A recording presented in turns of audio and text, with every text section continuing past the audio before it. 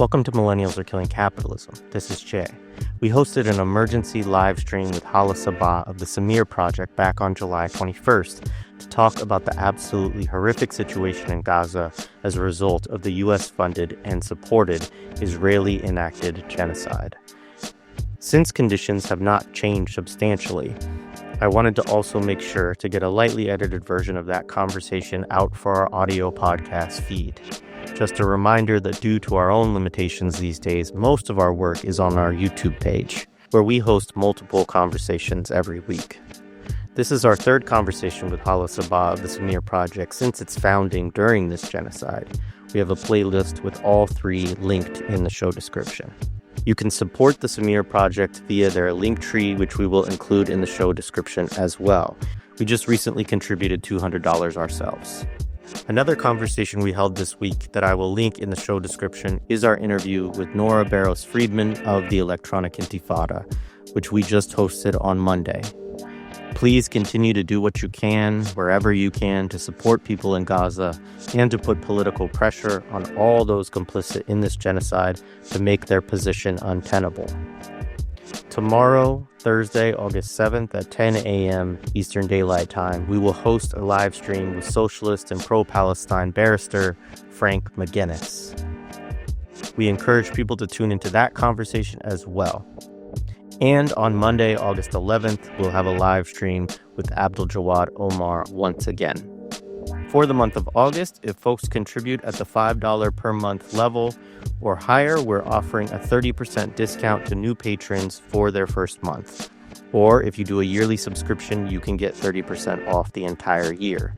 You can do that at patreon.com/millennialsarekillingcapitalism, and we'll include the promo code in the show description. Or if you prefer, you can make a one-time contribution to our work via our Buy Me a Coffee page. Now, here's our recent emergency live stream with Hala Sabbah of the Samir Project. Welcome, everybody, to another edition of Millennials Are Killing Capitalism Live. It is good to be with you all today. I just couldn't do anything else today besides do this. I think like a lot of us that have folks that reach out to us, connect with us from Gaza, these last few days have just been really horrible. And, obviously the whole, 2 years have been horrible, but the intensity of what's going on in terms of people just starving just literally starving and, needing support and not knowing who to reach out to. I thought I need to have a conversation about this today, even for my own mental health, as like selfish as that is, but I think that's part of this too. But also just because of the infuriation I have at also Western media, which is not covering at all what is going on in Gaza right now. They haven't covered this war. Their coverage of this war has been a part of how this genocidal war has been waged. And I think we all recognize and know that. But in this moment where, families are, unable to sleep because of their own pain from starvation and watching their children and their loved ones, starving around them, I just thought we have to have discussion about this. And, actually I reached out to Louis all day and was like, hey, I have a crazy idea. I think I'm just going to do a live stream and read a bunch of tweets from people from Gaza. And he said, you should reach out to Hala Sabbah from the Samir Project. And so I did, and she was gracious enough to agree to do this on extremely short notice. About 2 hours ago, we started talking and we decided to do it. So welcoming Hala back to the show. Hala, it's good to be with you again, co-founder of the Samir Project. I kind of wanted to start just by you sharing. You are obviously really intimately involved with the work that the Samir Project does, the mutual aid work that you do in different parts of Gaza. And so you have a perspective of someone who's talking to a lot of people on the ground in various locations there and have people that you're working with that are trying to meet the needs. in Gaza. And so I wanted to just start with you talking about the context of the situation in terms of what you are hearing from folks and seeing from folks. Hi, Jared. Thank you so much for having me. Yeah, so the Samir Project is a mutual aid group run by Palestinians in the diaspora. We've been running since April 2024, and the last 4 to 5 days have been the most difficult days for the Samir Project. Throughout the genocide, we've had so many obstacles and things were constantly changing. But the biggest challenge right now that we're facing is food. It's been really, really difficult, and I think the frustrating part is that people in Gaza have been saying this for weeks and months. Throughout the genocide, the military occupation prevented aid from coming in large amounts. Prior to the genocide, 500 to 600 trucks used to come per day. Throughout the genocide, they kept lowering that number. And then in October last year, they started to reduce it 60 to 50 trucks. So that's when the famine really started. And food had to be rationed. So October, November, December, people start to get less and less food. And it's not until March 2nd that the decision was made for no food to come in at all. And from March 2nd until a few weeks ago, no trucks came in. And now one or two or very few trucks trickle in every now and then, but they get looted straight away. The only food that's coming into Gaza from the outside is through the murderous Zionist Gaza Humanitarian Foundation that's run by American mercenaries. And every single day when Palestinians from Gaza go to get that aid, they get shot. We have 20 to 50 people killed just in one day by the Gaza Humanitarian Foundation. So the cost to getting some flour into Gaza is at least 50 lives per day. And since the horrible Gaza Humanitarian Foundation launched, around 900 people were killed minimum. But also the injuries that we're receiving are horrifying. Just today, I got a case of a 16-year-old boy who has 5 sisters and his mother. So he went to get a bag of flour, and he got shot multiple times. And now, he pees in a bag. He has multiple wounds around the hips and the thighs. He needs surgeries that are not accessible. Those surgeries are not accessible in Gaza right now. So it's not just the killing, but also the wounding. So that's really the situation over the last few weeks. Now, what happened is that traders and merchants had some bulk amounts of lentils and rice and burgle. I mean, people haven't seen chicken or meat since April. Like around March and Ramadan, people were eating whatever was left. But starting in April, there was no meat, no chicken.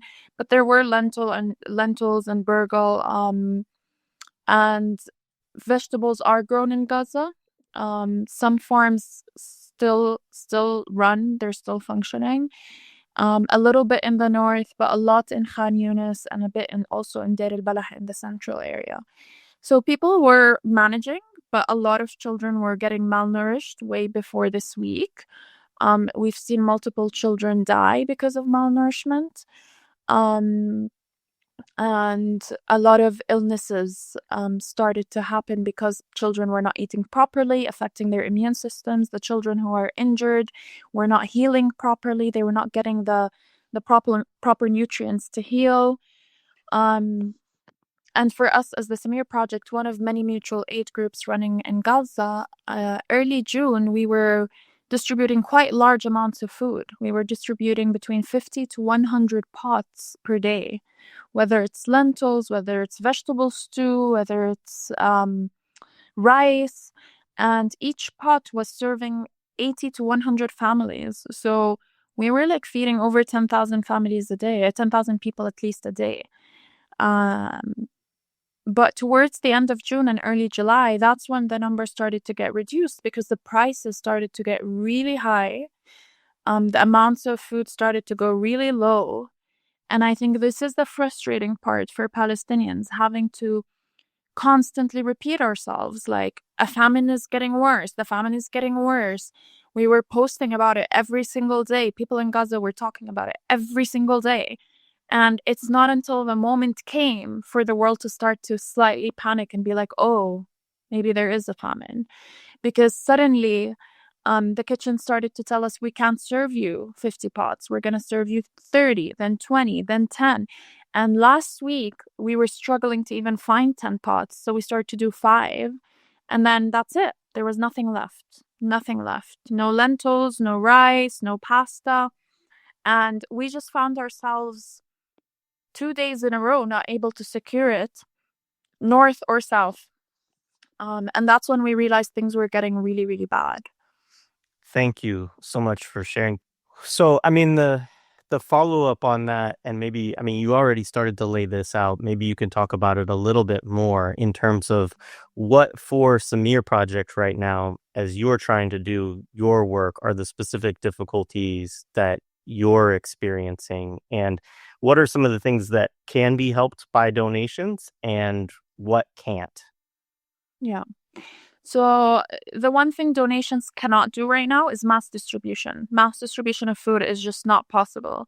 I don't think it's possible by the Samir Project, but I also don't think it's possible by other mutual aid groups, not only because of the lack of supply, but also because people are really hungry. So there's a lot of looting, violence is on the increase, and this is obviously by design from the military occupation to make people attack each other. So it's really dangerous to do any community kitchens at the moment. What donations can do food-wise is, since the last few days, community kitchens closed. What we managed to do is buy sweet potatoes, eggplants. We bought around 20 kilos of sweet potatoes, $45 per kilo, which is really insane. We bought around 100 kilos of eggplants, 150 kilos of mulukhiyeh, which is like the Palestinian leaves, and we make stew out of it. We bought 160 kilos of beans, right? And for for such a large scale mutual aid group, that's nothing. We used to buy in the thousands. We used to buy 500 kilos of lentils. We used to buy tons of vegetables. So it's kind of horrifying that we're talking about such small numbers bought over 3 days. Now, our strategy, considering that food is scarce, is to feed the sickest kids in Gaza. Some of those kids are in our camp, Rifat al camp. Other kids are in hospitals, and then some kids are on our list. We have a list of like the sickest kids in Gaza who are either discharged from hospital, awaiting evacuation, or something like that. Unfortunately, we're already losing some of these kids. We have Juri Al-Ayyad, 2 years old. She died last night because she was really sick and she needed food, and her little body just couldn't survive. So we're already losing a lot of kids because of this. But what we're trying to do is send vegetable packs to these families. But also we bought, I'm not sure of the exact number at the moment because we're still waiting for the team to report back on what they bought today. But we've bought a few hundred nutrition packs. These nutrition packs are little packs that have peanut butter in them. So the green color is 120 calories. The yellow, I think, is 200 or 250. And the red is 500 calories. It's like thick, nutritious pack. We kept some of the green ones, the lighter ones, for our team because they're setting up tents, they're going out to find food, so they have 1 or 2 a day just to have a bit of extra calories. And then the rest of those, we give 5 to 10 packs to the sick children because it's calories that they can consume. We also found tuna cans. Actually, a lot of these tuna cans were left by the military occupation during their invasions. And people actually risk their lives to go get those tuna cans and come back. And one of our team members was talking to the seller and he's like, how are you selling this for $20 or $30? Like, that's so expensive. And he would say, well, I literally risked my life to get this, to buy food and to sell it and buy flour or buy whatever medication for my family. So the military occupation has designed the famine in such a way. The design of this famine is to turn people against each other. The famine and the way the conditions is trying to make people so desperate that they inflate the prices, that they attack each other for food. It's horrific. Luckily, it hasn't escalated to a point where it's out of control. I mean, at the end of the day, we're a Muslim nation. People care about each other. We're very community driven. And even when we give the nutritional packs to sick children, the adults around them make sure that the children take them. The tuna cans, people are making sure that the sickest are getting them. And so that's what we're doing right now. Today, we have a few of our team members. They went to the Friends Hospital and the NTC Hospital in the north. They distributed a few tuna cans and some nutritional packs. Some hospitals are refusing a few tuna cans because they're saying, well, you give, 10 people, but there's 50 others who look at them while they eat, which is a very fair point, but it's also a very difficult position because we purchase whatever we find in the market. In the south, for the Rifat camp, we have around 35 families with very sick children. We have Qusay, who's 14 years old, extremely malnourished. Anyone who's following our page must have seen his video. Super skinny, had multiple surgeries. And we also have Shadi, who we still haven't posted. He's fully paralyzed and he's so skinny. Like when I saw his image today, I literally gasped at the image.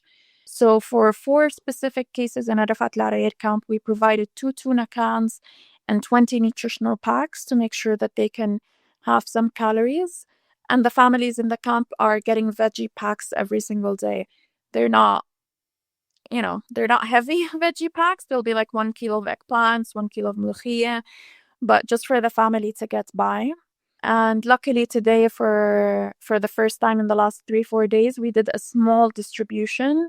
We took around 150 bags. Each one had 1 kilo of vegetables, whether it's eggplants or mulukhiyah. We could not go to camps. Again, if we go to camps, our team will get attacked. So we literally had our team take some bags, distribute them to people on the street, and go to some, I don't know what the word is in English, like tents that are not part of a camp. They're just sporadic, like kind of on the street. And while they were doing that, giving out these vegetables, they found hundreds of families that had been displaced from Khan Yunis to Deir al-Balah, actually. And these families just had their mattresses and they had all their things with them and they were standing in the heat. I mean, I'm in Jordan right now and I cannot function without air conditioning. Like, it's so hot, so hot. Like, we're talking 35, 36 degrees. So these families were standing outside, feeling helpless. So our team went up to them and they said, we actually have our tents, but we're too tired to set them up.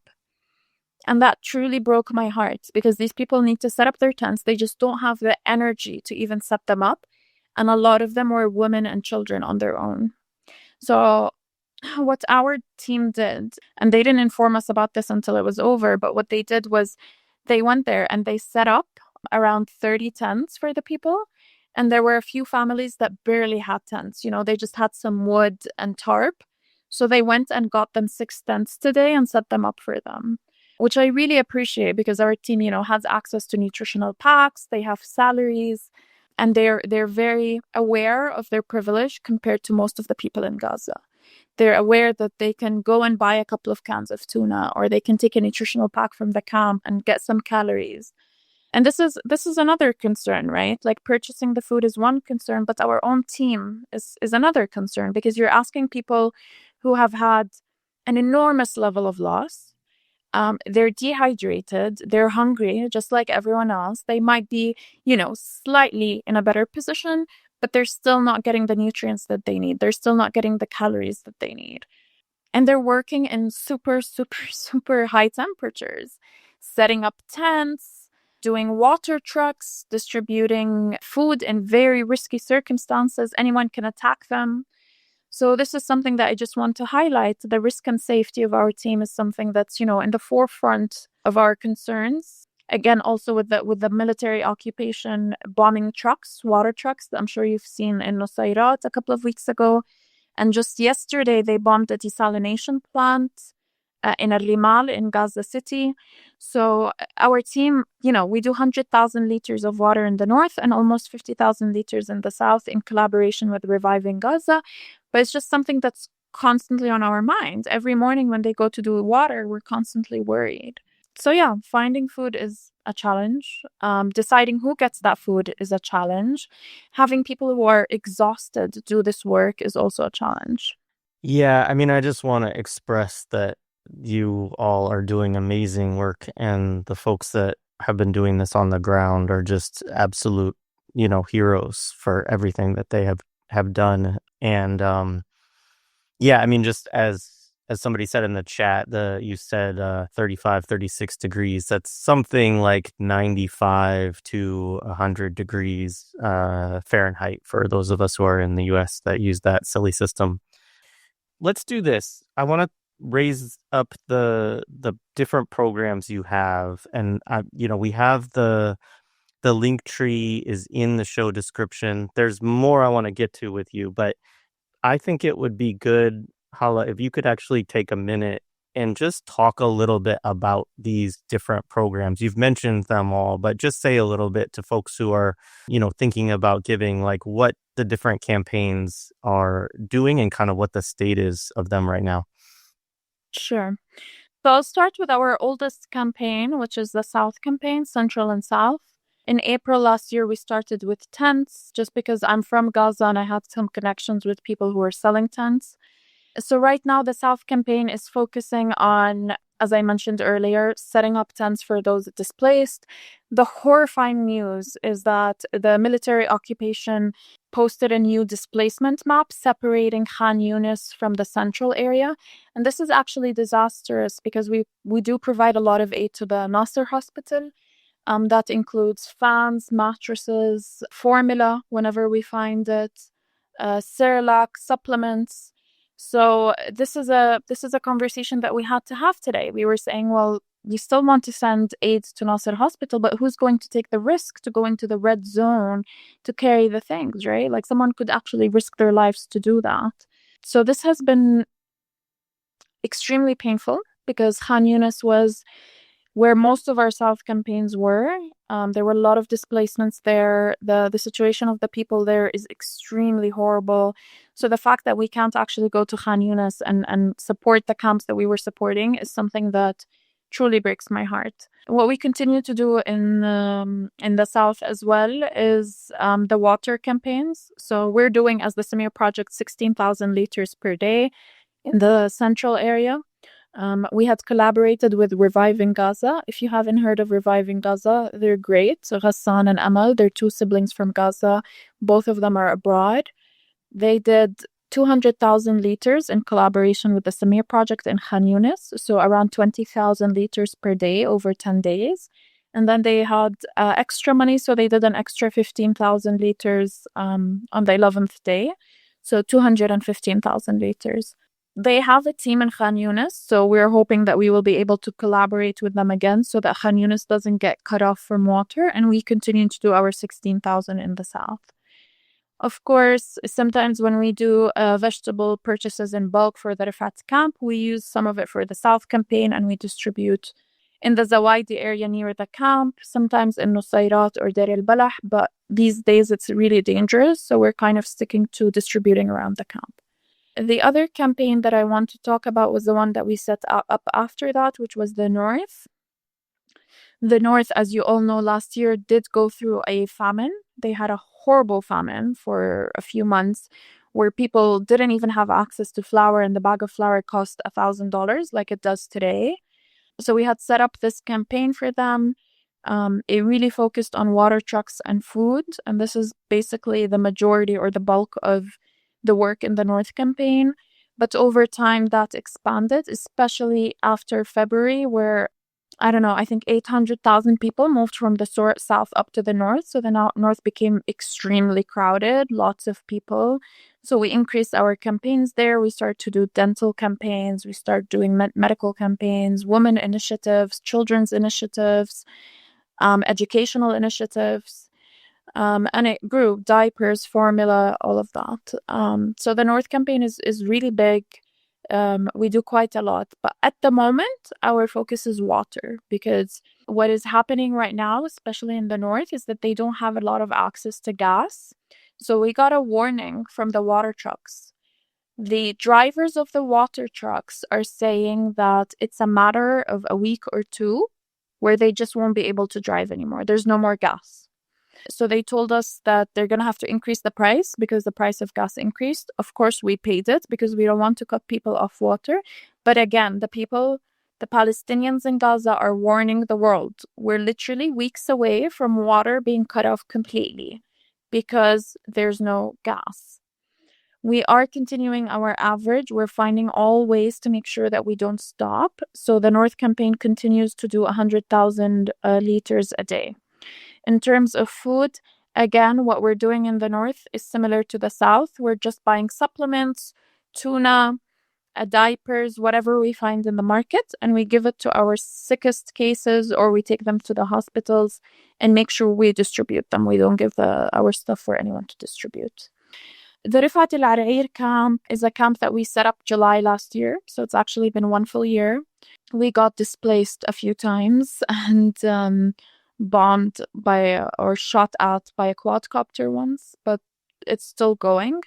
This camp acts as a medical camp that is designed for sick children because hospitals are overcrowded, no service, no medical equipment, lack of electricity, all these challenges that make the running of hospitals very, very, very difficult. So a lot of the times children would finish their surgeries and then they will be discharged, but actually they'll be very prone to infection. They'll still be extremely tired. They still need physiotherapy. They still need care. So our camp acts as a place for the aftercare. And a lot of the children who come to our camp end up evacuating. We had at least 3 or 4 children from our camp evacuate. And unfortunately, we had 2 children die in our camp. One of them was Batul, who was 6 years old, and she was celiac, malnutritioned, and her body just didn't absorb any food, and she ended up dying in December. And Hassan Saleh was a 14 or 15-year-old boy who also needed to go and get evacuated because he had a shrapnel in his brain that was affecting his eye. He started to bleed from his eye and mouth. He slept in the hospital for a couple of nights, and then he passed away. So our camp acts as, a bit of, I don't want to call it a safe haven, but it's a place that provides the most basic things, which is a luxury. I spoke to a mother today and she's like, your camp sounds like unreal because it provides water, it provides an educational tent, provides a doctor every single day per week, a nurse every single day per week, toilets, food. And what really broke our hearts was that there was a couple of days on Thursday and Friday, I think, or Friday and Saturday, where we couldn't find food for people in the camp. And that was the first time since we launched the Rifat Al Arair camp where we felt so helpless and that money couldn't help us. But luckily, because of our network and our team, we ended up finding vegetables and beans, and we distributed to the families and provided to the malnutritioned extra food. But it's really difficult to run a camp with very sick children, especially at a time where you can't even provide them with the most basic thing, which is food. I think there's the medical campaign as well. Just going to mention that one quickly. We launched the medical campaign less than a month ago. The reason we've split it out from the other ones is just because the medical situation is just so bad. Since March 2nd, not a single truck has entered Gaza with medical equipment or medication. We hear rumors, we see pictures, but we don't see anything. The pharmacies are starting to run out. Now, doctors are refusing to give some children medication because they can't have the medication on an empty stomach. They need to have food. So in some cases, we have to give a can of tuna and the medication so that the child eats a little bit before taking the medication. Scabies everywhere because of the lack of hygiene. There's just all kinds of illnesses, and we are trying through this medical campaign to kind of provide support to the medical system in Gaza that's barely there by doing medical days. So in the south we do 3 medical days every week. In the north we do 2 to 3 medical days every week. whether their awareness about breastfeeding and how to handle it during a famine, or whether it's about scabies and hygiene and small things that people can do to avoid such diseases, how to take care of these rashes. We've done so many, and each one costs thousands of dollars. So it's actually really expensive to do these, because just purchasing medication or purchasing anything for that. We also have 2 medical points, the one in Rifat al camp that has a doctor and a nurse on a daily basis. It doesn't just serve the Rifat al camp. We send them daily cases that they have to call and bring into the medical point, do a check, and give medication to. All of the medical care we provide and the medication that we provide is for free. So we pay for it and give it to the patients. The medical point that we are very proud of, and we launched this campaign for, is the medical point in the north. It's in the port camp. The port camp is where the people from Beit Lahia and Jabalia and Beit Hanoun, after the last displacement 2 months ago, were all forced to go into this camp. And this camp has around 15,000 people with no medical point, barely any toilets, no care. It's actually one of the worst conditions, the camps in the worst conditions that we've ever seen. So we went and set up a camp, medical point in the middle of this camp. This medical point is huge compared to the one in the south. It has a section for wound changes, so anyone who has injuries and needs to change their wounds. There's a dental section, so we have a dentist, we have a physiotherapist, and we have a general doctor. And they all work. We have 2 different physiotherapists that rotate. We have dentists that rotate, so we make sure that the space is utilized as much as possible. And I think it's been really important for the people in that area, because they don't have access to medical care. And if they need to pay for transport to go to a hospital, or they need to walk. They need to walk for almost an hour or something to get to a hospital. So our medical campaign is really important. And maybe sometime, Jared, you can bring Lena on, my co-founder, to talk about the medical stuff, because I would love. she handles evacuations. She handles our complex cases list. She handles the medical points. And, unfortunately, it's all horror stories, but I think it's something that people really need to hear about.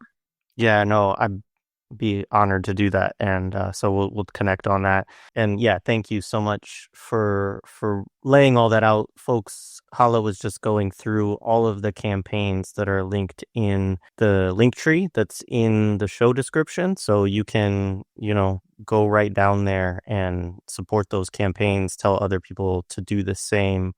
Having said that, as well, as you have been reminding folks at the Samir Project for quite some time now, giving is going to reach limits, and you're already sort of talking about that in terms of what can and cannot be purchased. You can't purchase something that's not there. And so what other things do you think people need to be doing around the world right now to try to get to a situation that, is more tenable for people in Gaza? Yeah. I just wanted to make a small point about the links before I answer this question, is that we post regular updates. So whether you're a donor or not, you can just open it, see the pictures. For 3 campaigns, we post weekly or every 10 days, and we talk about the situation on the ground, because we don't view ourselves just as a providing aid, but also as a place of news and sharing the reality on the ground. The North campaign is the only campaign that posts daily because of the water trucks.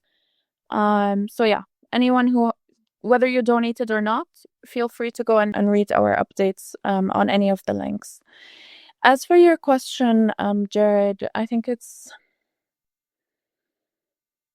there's a lot of decolonizing of solidarity that needs to be done. A lot of the solidarity that we've been seeing is very performative. Watermelon earrings, the kufiya, posting on Instagram, waving the Palestinian flag somewhere. And I understand that for a lot of people, the Palestinian cause and what's happening is new. And for us Palestinians, this is not something new. We've been dealing with it from 1948. But I think true solidarity is following the lead of the Palestinian movement, right? And a lot of people ask us often in the Samir Project, who is the leader of your Palestinian movement? We have a leader. His name is Marwan Elhuti. The reason Marwan Elhuti is not here talking with us today is because he is in prison by the military occupation. And since October 7th, he's been in isolation. Well, how do you say it in English? Confinery. Yeah, like solitary confinement, basically. Solitary confinement. Yeah. And he's been tortured, and a couple of times there were rumors that he had gotten killed. So we have leadership, right? And this leadership is not Mahmoud Abbas. Mahmoud Abbas is a Zionist. This leadership is not someone who doesn't live in Palestine or hasn't experienced living under occupation. We have great people who live in Palestine. We have excellent activists, but they're being oppressed and suppressed and thrown into prison, not only by the Zionists, but also by the PA, by the Palestinian Authority that listens to Zionists and does whatever they want. So people are really suffocating, right? And our leadership is being beaten down. But this leadership, and I think it's so important as allies, right? And people who want to show true solidarity, to learn about this, to read Marwan Elhuti and to learn about our leadership and to learn about the people who are respected, because just because someone is Palestinian doesn't mean that person knows the right way towards liberation. It has to be someone who is a leader, an activist, someone who has a history and a proven history of leadership. And I think that's so important. I think before deciding how to support Palestine, they need to understand who our leaders are. They need to understand who we look up to. They need to understand that we are, as Palestinians, looking to liberate Palestine from the river to the sea. We're not looking to liberate Gaza only. We're not looking to liberate the West Bank. We're not looking to liberate Jerusalem. We're looking to liberate all of Palestine. And to do that, there needs to be resistance, right? And resistance has different forms. There's armed resistance. There's media resistance, which is what you're doing. You're trying to combat the fact that there's a lot of misinformation or no information in Western media. There is resistance through academia. I mean, academia in the West is as Zionist as it gets, right? And I think that's the thing. People think that solidarity is by posting one thing or doing one thing. True solidarity means sacrifice. And what are you doing and what are you sacrificing, right? And I think that's a very important question for every single person to ask. Because when you're seeing children dying, children starving to death, when you're seeing people blown up into pieces, and young men trying to get flour to feed their families being shot by Americans on our land, I think it's so important to think, especially for people in the United States, what am I sacrificing? Because I'm paying for this. I am a part of this. And I think that the major issue that I have and that I've seen over the last few days with people kind of, having this awakening of like what's happening is that people are like, oh, our governments, and we're so sorry, and we wish our governments were different. And I think the problem is that people are not taking accountability. People are just saying governments, and that's exactly what the governments want you to do. They want you to create this gap to make you feel helpless and to make you think that you have no power, to make you think you have no power whatsoever to do any change, and to just sit there doom scrolling, thinking this is so bad, and all you can do is donate whatever amount to make yourself feel like you've done something. Donations are important, but disruption is far more important. And if had there been enough disruption, then we wouldn't need the money right now. We wouldn't need the donations right now, because this genocide wouldn't be ongoing and this famine wouldn't be ongoing. It's not donations that we need. We need a ceasefire. It's not donations that we need. We need the borders to open. And for that to happen, sacrifices need to happen. And the sacrifices need to happen in the places of power. And the places of power are the United States, Europe, and Australia, and Canada. The places, those are where the power is. So the disruption needs to happen in your place of work. The disruption needs to happen on the street. The disruption needs to happen wherever the Zionists are. The disruption needs to have wherever the Zionist money is, which is literally everywhere. So there's an opportunity every single place to do something. Because I've had people message me and they're like, oh, I live I live in a small village in Canada. You can do something because I assure you, in those supermarkets, there are Zionist products. Every single place you're in, whatever capacity you have, even if you can't physically leave your home, there's so much that could be done. Just get on your phone, harass the CEOs, message, email. And I think, over time doing this work with the Samir Project, I've seen people with an insane amount of passion for our cause because they understand that our cause is intersectional, that our pain is the pain of the people in Mexico. Our pain is the pain of the people in Sudan. Our pain is the pain of the people in Myanmar. But I think it's a minority, and that's what bothers me, right? It's those minority who are so passionate and spend their days doing whatever they can. Even in London, where I live, like, you see, when you go to protests or to disruptions or to actions, you just see the same faces over and over and over again. So you start to realize that you're actually in this little bubble of activists, or new activists, I call them, the people who, a young mother who suddenly saw images and thought to herself, I should do something. But it's the masses that need to move. Really, it's the masses that need to move. Your role, if you're confused about your role in terms of the liberation of Palestine, in terms of the end of these systems, of these oppressive systems, maybe one important role is to educate the masses, educate yourself, and then educate the masses. Because for us as Palestinians, we're tired of constantly educating. We've written books, we've written poetry, we've written songs, we've repeated ourselves. The poor journalists in Gaza, Anas, breaking down to tears because of the times he's repeated himself. So it's, as Palestinians, we've done our role by being loud and educating people. And I think it's time that people take this education, educate themselves properly, know who our leadership is, and take that education and pass it on. And I just want to here say a big thank you to Workshops for Gaza, because Workshops for Gaza, it does exactly that. They do workshops to educate about, oppressive systems, to educate about the history of Palestine, about the intersectionality with other causes. And they use it and they fundraise an insane amount of money for us every month. And I think this is such a beautiful way. Like, for me, that's such a beautiful way because it includes educating people, it includes fundraising, it includes learning and unlearning as a process.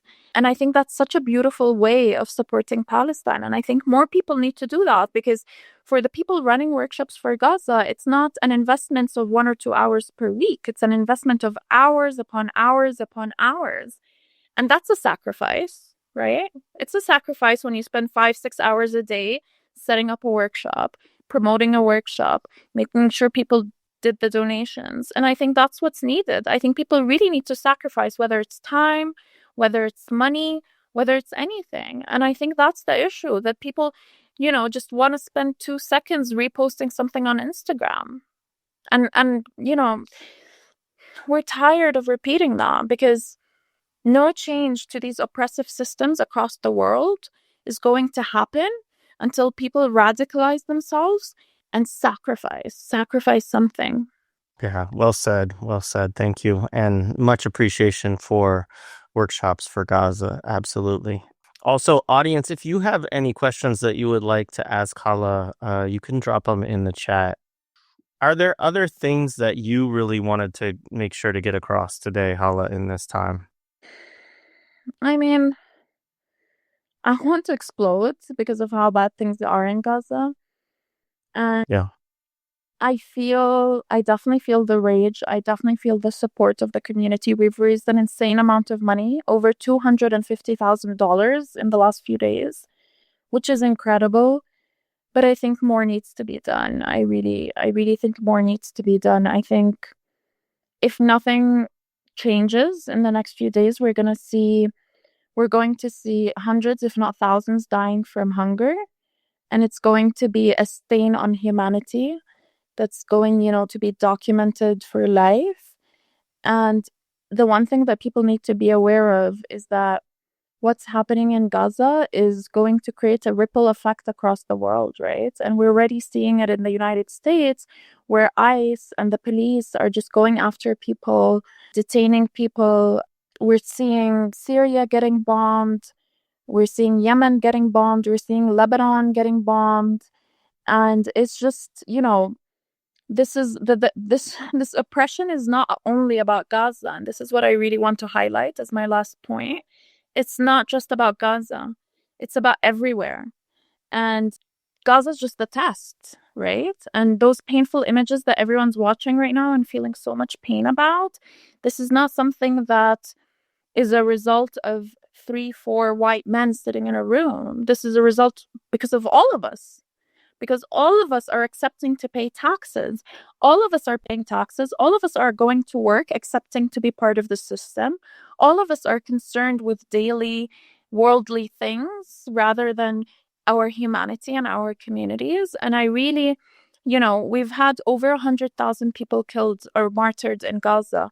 And I really hope that their blood doesn't go to vain. And I think that it's so important to understand that this is about decolonization, about liberation, about, seeing a free Palestine, but it's also a lesson for the world. It's a lesson that, God has his wisdom in everything. And despite all of this pain, we believe that God has his wisdom, and we believe that this wisdom is something that people need to learn. And if it doesn't learn, then nothing is going to change. Gaza is going to be repeated over and over and over in any other place in the world. Yeah, thank you. There's some good, let's see, just highlight a couple comments. First of all, Nora Barrows Friedman, great to see you in the chat. Shout out to Electronic Intifada. Alex donated, asked, "Dear God, when this will stop?"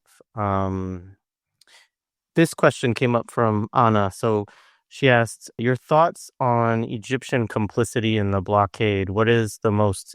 So that's one question, and then they also asked, "What is the most important thing to do right now to prevent imminent mass death, in your opinion?" So that's a good question. I think for the Egypt part, of course, Egypt is complicit. So Israel has been very smart over the last 70 years. They've been doing a slow genocide and ethnic cleansing of the Palestinian over the last 70 years, but also they've been occupying and colonizing our neighboring countries, right? How does that colonization look like? When over half of the economy in Egypt and Jordan depends on US aid, then you're colonized, because the second that money's taken away, your government's going to collapse. Your economy's going to collapse, right? And this was very clear when Trump started to pull out US aid and he didn't do it to Egypt. He didn't do it for Egypt. He pulled US aid from every country in the world, but he didn't pull it from Egypt. And that is why Egypt is complicit, because they're held by the neck. If they say, fine, open the borders, we don't care about Israel, the economy will collapse. So it's this colonization that's not very clear, but we are aware of, is that these countries, Egypt, Jordan, forget Lebanon and Syria, the Gulf, right? They're all colonized through organizations like Boston Consulting Group, like we saw. Boston Consulting Group it's not their first time to work in the region. Boston Consulting Group and McKinsey and PwC and, all these big four, all these consultancies, they've been in the Gulf for a very long time, for the last 30, 40, 50 years, enforcing Western frameworks, and enforcing hyper-capitalistic thinking. So Egypt being complicit is not a coincidence. It's not because one person, it's not because of the Sisi. It's a system. It's a system that has been created. And they knew that the day might come where Egypt would have to make a choice. And they've designed their colonial ways to make sure that they don't do anything against Israel. And this is the same, I'm saying the same to the country I'm in right now, to Jordan. So I think that's very important to understand. All these countries are complicit. Egyptian prisons and Jordanian prisons are horrible. People are being suppressed. People going out to protest are being arrested, being tortured. It's very epical. Like, I don't even know the right word. It's very like insane. It's insane. Like the fact that people can't even express themselves with their neighbors dying. And this is something that I think the West needs to come back to. I don't know the person who wrote this question, if they're from the West or they're from the region. If they're from the region, they probably know that everything that I just said. But if they're from the West is the center of the power. The the United States is the reason Egypt is complicit. So if you're from the United States, you need to understand that this system that has been created to make Egypt complicit towards Israel, US is a big part of it. The second question was, Oh, sorry. First of all, that was a great answer. The second question was about if people were going to do like one thing right now or had like one demand, one kind of way to focus their energy in order to stop imminent mass death. What is your thought on where people should focus that energy? that's a tough question because I think it depends where you are. But I'll stick to the global north because that's where the power is. And I think if you are in the global north, again, we'll come back to the point of sacrificing, right? I think, again, coming back to Jared had a point. He messaged me today and he said, let's do a call, talk about what's happening in Gaza because Western outlets are not, right? So, what Jared is trying to do is to combat the lack of information or the amount of misinformation. And I think you need to pick where your strength is and go towards that. Some people are willing to take more risks because they have less responsibilities or just because they're willing to. And these people join organizations to go and destroy factories or to go and block streets. And I think that is the best way of solidarity. And I think it's super important. And I think there are amazing, incredible groups out there who are super organized, have budgets, have legal supports. They know how to do it. Youth Demand is another one in the UK for any followers or listeners in the UK. And then you have, the more medium risk, which is, disruption. You might lose your job. You kind of create waves in the spaces that you're in. You sacrifice your time. You do workshops. You do educational sessions. You go into your university. You cause disruption in your university. And I think those middle risks, if so many more people did them, and they became the norm. And it was so beautiful to see, the students kind of causing that level of disruption in universities across the United States, but also across Europe and across the world. But I think more of that is needed. I think at this point, more of that is needed. And again, we are in a bit of an echo chamber because the activists who have been doing this for 21 months, right? So a lot of us are tired. A lot of us are burnt out. A lot of us we're barely going. And I think it's so important that new blood comes in and people who have more energy to come and keep these things going, these risks and sacrifices and projects. I think it's so important. I'll mention the lower risk ones because I think it's also important and they're still impactful. But emailing MPs, emailing congressmen, harassing them, sitting outside of their doors, holding signs, calling them, calling CEOs, sharing boycott campaigns, contacting supermarkets, contacting shops, going around. I mean, these are like very low risk, but they are impactful because I think if they're done on a much bigger scale, then the impact will be much more visible. So yeah, I hope that's helpful, and we try as much as possible to advocate for actions because we don't think that liberation will come or systems will fall by just talking about it. Yeah, unfortunately, it won't. I wish that my job would be way more impactful if it did. But one thing I wanted to ask you about too, because I've seen some of your project talk about this, the situation with baby formula, and also just the difficulty of mothers breastfeeding too, with like no nutrition. Like talk about that situation right now. Yeah, there's no baby formula. There's just no baby formula in Gaza. I mean, you might have a mother who had an extra can and she sells it because she wants to buy flour. So she sells it for a super high price or something like that. You might have a trader who had 50 cans stored here or there. A lot of them are expired. Most of them are sold.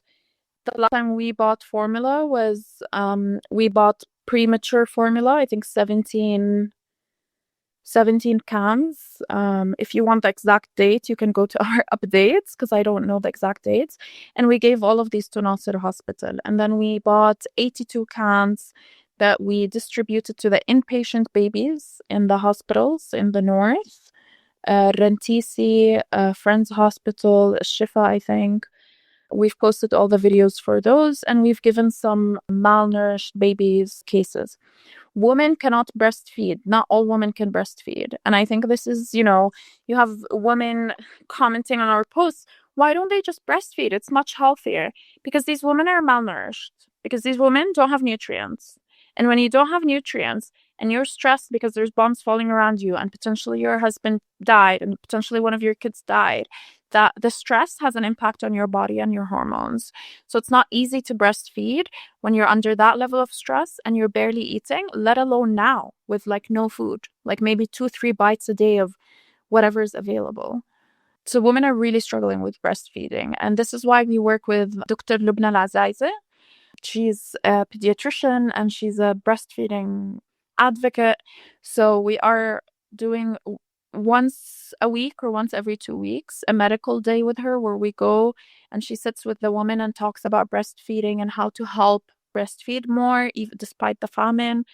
So we try to help in different ways, but we just haven't found formula. We just haven't. I think maybe in the last 3 weeks or 2 weeks we found 1 or 2 cans here or there, but that's it. And it's disaster because you have babies dying. And babies, we have a baby in our camp who's 3 months old or 4 months old, and she weighs 2 kilos. And we have another baby in our camp. I'm about to post the video. I forgot to post before I got on this call. She's 10 months old, but she weighs 7 kilos. So all these babies are like, underweight. And the impact of that, the longer it goes, is that it's going to stunt their growth. It's going to have long-term impact. It's not like, oh, if the aid comes in and they start drinking formula, they'll be fine. No, there's irreversible impact on these babies. So every single day that passes, it's creating more risk for these children and for these babies by not having nutrients. It's just devastating. You know, I do want to say, yeah, so Nora shouted you out and said you're incredible and that are so grateful for the work of the Samir Project. Someone else asked, could you share just a little bit more about the people in Gaza that are on the ground doing this work? They are incredibly brave. And yeah, if there's anything else you want to share about your wonderful team there. I mean, we are so, so, so lucky. We are just a lucky, lucky group because we just have such an incredible team. We have around 65 people working on the Samir project and translating Palestine. And we have around 20 people working on TechMed, our mental health project that uses, VR and all of that to help children. So, between those projects, we have almost 100 because we also have some people who work with us part-time. But the coordinators, we have around eight to 10 coordinators who kind of coordinate the different teams and different groups. And today, 2 women went and distributed nutritional packs in the north, 2 of our coordinators. One of them is a nurse and one of them is just a coordinator. And they sent me a video of them crying and sobbing because they saw the bodies coming in from some bombings and they saw the malnourished babies. And they were sending me this video crying and telling me we're so impacted by the pain that we're seeing. So I told them, if you need a break tomorrow, just take a break because I know that, for us, imagine how we all feel just by looking at images and videos from far away. And these young girls, 21 and 23, are dealing with it face to face, right? And they refused. They said no, because they said every single day or every single minute we don't distribute aid means people are not getting it. So they said, it's fine. We'll come to you, we'll cry, we'll process it together, and we're going to get back to it the next day. And I think also that, the tent story today really impacted me as well, because I told them, We usually set up 10 tents a day, 5. But now with the famine, I sent them a message and said, please don't set up more than 2, 3 tents a day because it takes a lot of energy to set up a tent in 37 degrees. And they said, yeah, sure. And they ended up setting 26 tents today, 6 of our tents for displaced families. And then they set up 20 tents for families that were standing on the street who were too tired to set up their own tents. And they felt so grateful that they get some food. They get some nutritional packs, some food from our camp. So they were like, we have the energy, we'll do it. And these are things that we don't ask for, right? Like we don't say the donors expect you to set up tents for people on the street. We don't tell people like, oh, if you're crying, we expect you to still do this. I think our team works from the heart, and I think this comes back to the values of our project, of the Samir project. We always remind each other that what we're doing is first and foremost for the sake of God, because we are here to serve each other, to serve our community. But also we come from a place of love. And I know it sounds a little bit cheesy, but like we have all these inside jokes and beautiful connections that kind of developed over time. There's the quirky person, and there's the quiet person, and then there's the loud person, there's the angry person. And we all kind of work in this dynamic and uplift each other. And I just think it's so beautiful. And I think and I think this is one of the challenging things in the humanitarian space, is that I think the challenging thing in the humanitarian space is that there's a lot of hierarchy, and a lot of the international Western organizations that operate in Gaza, but also in the global South as a whole, make decisions on behalf of the people, right? And I think what works for us at the Samir project is that people in Gaza are deciding, right? They message us and they're like, all that's available is nutritional packs. They're high on calories. They'll help the patients. Go for it. We'll send you the money. We're just here to facilitate. Whereas others would have, their quotas. You need to serve this many people. You need to purchase only this. You need a receipt. You need, that this kind of like Western way of efficiency that's actually super bureaucratic and exhausting and demotivating, versus no, we are here to do the best for the people, our people, in the best way we can. And I think that's what really matters. And I think we do everything we can, the 3 people abroad, myself, Lina Dajani, and Translating Palestine, and a couple of admin people who support us. We do everything we can to make it as easy as possible for them. To make it as easy as possible for them to have access to money at all times, to make decisions, to take videos. And I'm very proud of this team, because honestly, without them, we wouldn't have been able to do all of that we are doing. Without their efforts, we wouldn't have the strong network, that allows us, even at the worst, at the peak of famine, to still be able to find vegetables, to still be able to find some stuff. And I love them. I love them with all my heart, because they really do this. They're not people who earn $10,000 or that they're famous or anything like that. They barely get enough to keep going. And even when prices change and we talk to them about, compensating for the price change, they say no, because a lot of people need it. When the prices change, that means there are more hungry people. And I just truly love this team. And it doesn't come without challenges, because I think people forget that the Samir project team also lost family members. They also lost their homes. Most of them are displaced. We have a couple who are still in their homes, but most of them are displaced. All of them are carrying so much pain, and they're working in such hard circumstances, heat, dehydration.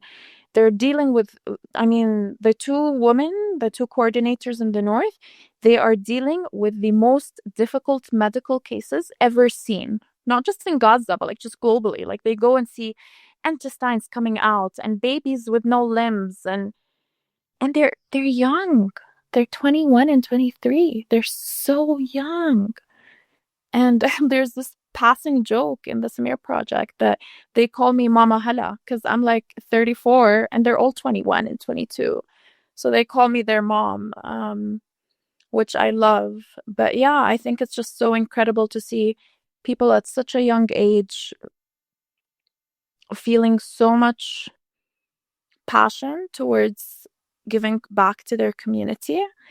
And I think a big part of it is that they feel useful because a lot of people in Gaza are sitting all day, not having much to do. So even when we tell them, oh, just take a day off or we'll find someone else to do it, they're like, no, when I do this, I feel better. And may God protect them. We lost one incredible team member, Musab, and it was it was like the most heartbreaking thing. Like I don't think any of us have recovered, but also none of us have had the opportunity to process because it's just been nonstop since his death. So may God protect them because they're also taking a lot of risks, and Musab died getting flour for people. May God protect them. Absolutely. Well, thank you for speaking about those wonderful folks. And I'm going to let you get back to work because I know that you are not going to bed now and that you're going to be sharing videos and things like that that need to be done. Thank you so much for taking this time today to share, what's going on in Gaza, the challenges of your team and the amazing work that they're doing. Before I do let you go, someone did ask for donations to you all if there's a preferred method, if you prefer Chuffed or if it's better for people to do through like Venmo or PayPal, or how do you is there a preference there? I mean, the preference changes, right? Because sometimes we use crypto and sometimes we use bank accounts. But for this period, we do encourage people to pay or donate through Venmo and PayPal just because we get the money quicker and we can move it into Gaza quicker. Great. And they can find that, let's see, is that on? It's on the Yes, it's on the link tree. So folks, if you're looking for those, it's also on the link tree. Well, Hala, thank you. It's been, obviously painful, but also really beautiful to talk to you today. And, you know, may God protect all of you and, free Palestine. Thank you. Thank you so much, Jared. Thank you. Take care.